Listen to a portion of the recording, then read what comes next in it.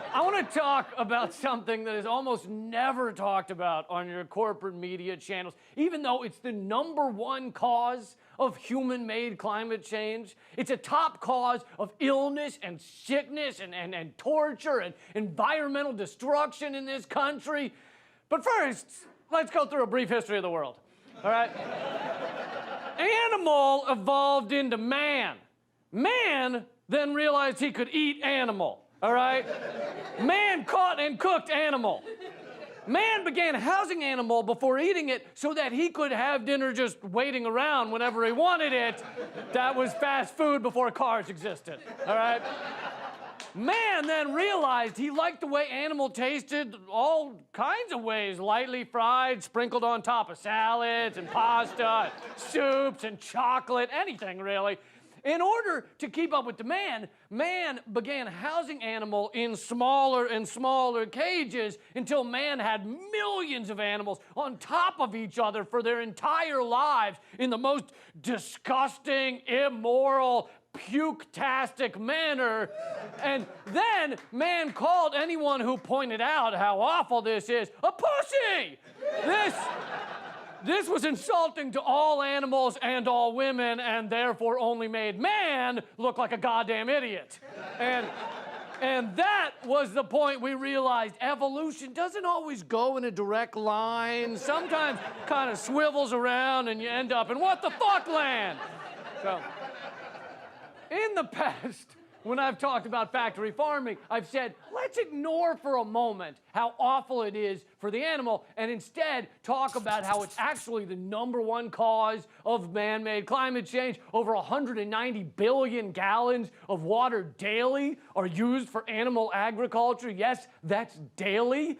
It takes up 55% of our fresh water compared to only 5% used in households across America. Ocean dead zones, fishery depletion, species extinction, deforestation, world hunger, food safety, heart disease, obesity, diabetes. There's one issue at the heart of all these problems: our demand for and reliance on animal products. And it creates lagoons of shit filled with millions of tons of feces that in North Carolina the Congress made sure could legally spray it into the air, coating nearby townspeople. That's what I've said in the past. This time, I'm saying, let's not ignore how awful it is for the animals, because yes, cows are people too, all right?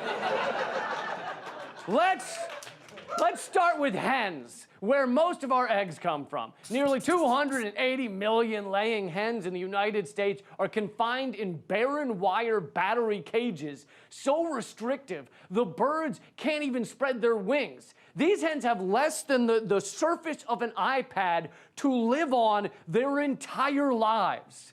I'm not going to show you the video because it's rated R and I don't want to scare the kids, all right? But next time you're looking for like a good horror movie, like something that'll really make you piss your pants, you know, just grab your popcorn, put your arm around your lover, and watch some undercover videos of factory farming, just for hours. So once video of this mass animal torture started getting out on YouTube, Americans had an odd reaction. They stopped wanting to eat the gross brown flesh coming out of little piggy Guantanamo Bays. Then factory farm corporations did the right thing. They tried to make filming factory farms a crime. Because that makes it all better, right? Kind of like murder is totes rad if you just don't take a selfie next to the body. Just like... Don't throw it up on Instagram, you're fine, you know? Because in the free market, if sales start declining for your product, make it illegal for people to learn the truth about your product. That's the free market, right? But it didn't work because videos were still leaking out. So now we're on to the next step. In some states, lobbyists for the poultry industry are pushing laws that would force stores to carry their products. This law is designed to force stores to sell eggs that their customers find morally repulsive. And by the way, our mainstream media won't mention the gruesome way our meat and eggs are produced. But they'll show ads endlessly telling you how awesome meat is. Or try our fluffy egg witch with bacon milk shake next to it. Or like, just all kinds of crap. There's just ads constantly. But those ads don't mention the World Health Organization says processed meats can cause cancer, high blood pressure, heart disease.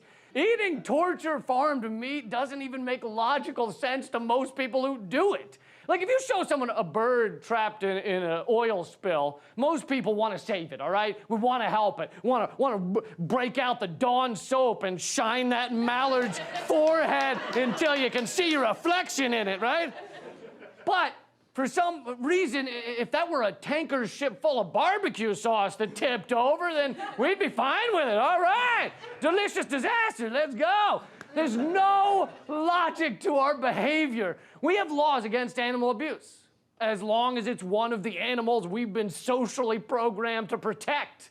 You know, we see someone smack a Labrador in public, we'll fucking dive in front of it like we're a Secret Service agent trying to stop a bullet. No! What did that dog ever do to you? But you replace that dog with a pig or a duck or a lamb, and we're like, grill it up, all right? What kind of sauce you got for that?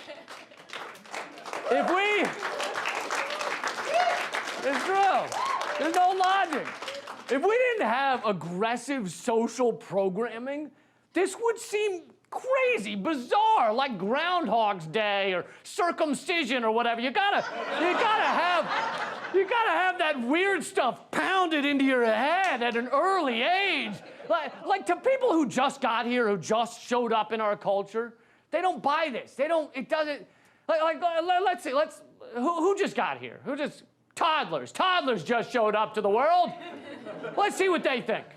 Why can't we eat them, Beans? Because that hurts them. I think that they don't really like being cooked in the oven. I don't want to argue with you. Would you like if someone ate you? No, I wouldn't. Well, then why should I eat this poor harmless animal? We didn't kill this animal. It's good for your body. Jesus created animals for us to eat. Alana. Yeah. Mommy is not. Santa's lucky because he only eats cookies. I mean, she's got a point. She's got a point. Not that Santa's got a great physique, but still. But the parents blame it on Jesus. I don't think Jesus said shit about the Baconator sandwich that I recall. The truth is, we will look back on corporate torture farming years from now as nearly as horrific as slavery or child brides or the sitcom Alf, you know? We'll be like, what in the actual fuck were we thinking? By the way, Alf was considered goddamn nuts because he was always trying to eat cats. You know, that was part of the thing, but what's the difference? Why is only eating cats weird? Granted, there was a time when we honestly needed to eat the meat that was around or we would die. During horrible blizzards in the 1600s, many a horse learned the hard way that we would eat whatever we had to. But these days are different. We have food, it's everywhere. We have year-round ripe mangoes. It doesn't even make sense, all right? It's there, but there's no need to keep 280 million hens and 68 million pigs in a fucking Saw movie their whole lives. Most people knew deep down that slavery was wrong when it was happening, but they were fed hundreds of different reasons to keep it going. They were told all kinds of crap science and crap history and distorted Bible verses. Now imagine if on top of that, in the 1800s, there had been television commercials constantly advertising how great slavery is and how it's normal and wonderful and delicious, and you can just sprinkle slavery on top of your chocolate, and it's so good. Would it have lasted an extra 30 or 50 years? Maybe. Our meat consumption will kill our planet, kill our future, possibly kill your family, and some might say it's probably not so good for your being, your energy, your life force to fill your body with the tortured corpses of other non-human sentient beings. I mean, I don't believe in any of that hippie shit still, but if it works for you, great, keep doing it, but look. You don't have to quit meat, all right? I know it's hard, I know it's hard. Just decrease the amount you eat a little each month until it's 0. Just do that.